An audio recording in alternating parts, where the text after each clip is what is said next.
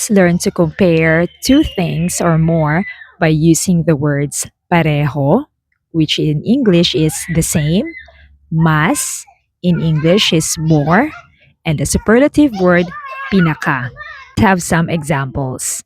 Let's start with pareho. If you want to say that both are sweet, we can say pareho sila tamis. Pareho sila tamis. If I want to say that both food are bland, I can say pareho sila tabang. Pareho sila tabang.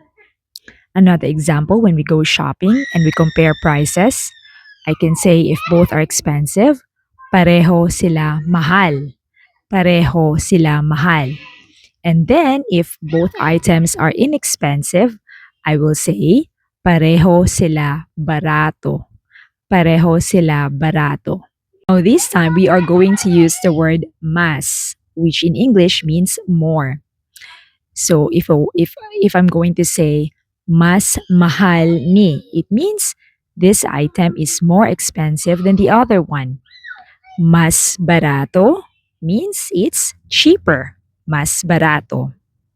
Mas tamis means it's sweeter than the other food. Mas tabang, it means it's blander than the other one. Now, if you want to describe the item as the most, then we are going to use the word pinaka. So for examples, pinaka mahal, most expensive, pinaka barato, the cheapest or the most inexpensive, pinaka tamis, the sweetest, and then lastly, the word bland, pinakatabang, it's the most bland food. And that's it for today. Hope you learned something new. Let me know if you have questions. This is Teacher Joanne. Hangtod sa sunod. Salamat!